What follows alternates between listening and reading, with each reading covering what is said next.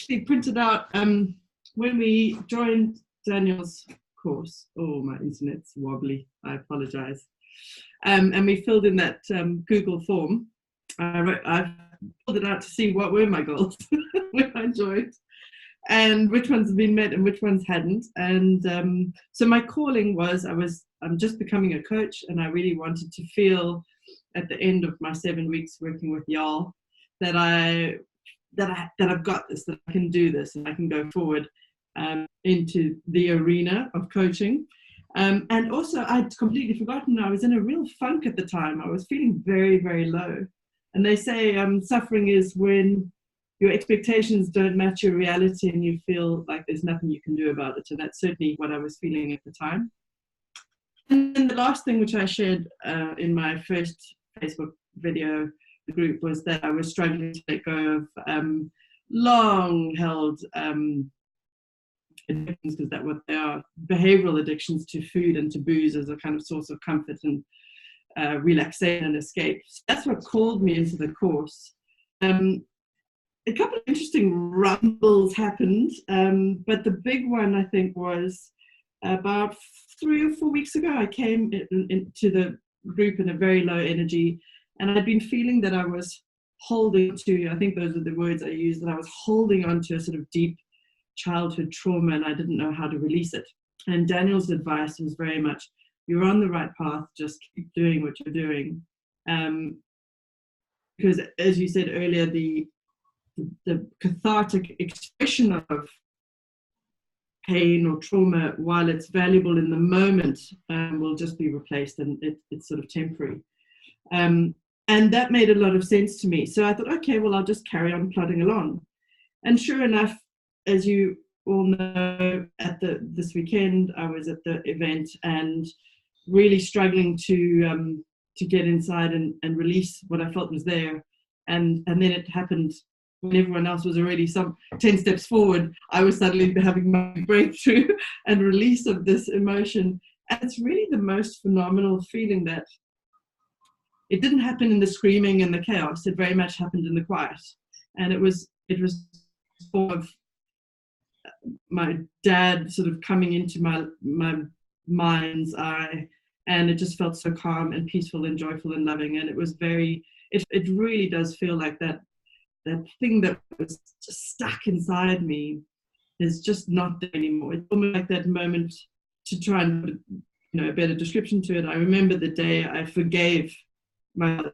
I remember I was in the shower and there was just this massive feeling of, oh, I've forgiven you. And now I just feel like there was a sense of that final piece was just let go. And it's so much easier to live from a space where I'm creating my own emotions, where there's nothing left creating them for me, if that makes sense. So that was my big breakthrough, and it feels incredible, because it feels like this massive weight has not been lifted from my shoulders, but has been lifted from my belly, as if it's just not there anymore.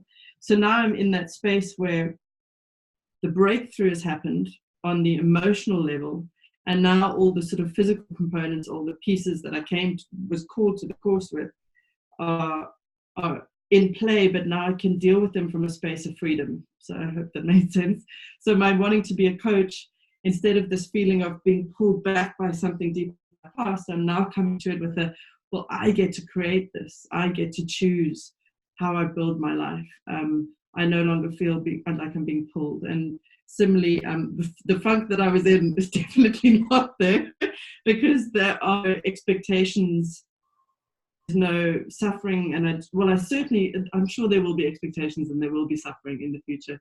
Well, there will be in the future, but I think the suffering component is different, because I understand that I always have a way of dealing with it. There's no, I can control this. There's always something one can do, even if it's just to say, I acknowledge and accept that pain, and I'm there with it, and I to move it when I'm ready. So it doesn't feel like I'm stuck in something that I can't control. It feels very much like I've been given the tools now to forge my own destiny and deal with the challenges as they come up, without feeling that there's anything holding me back.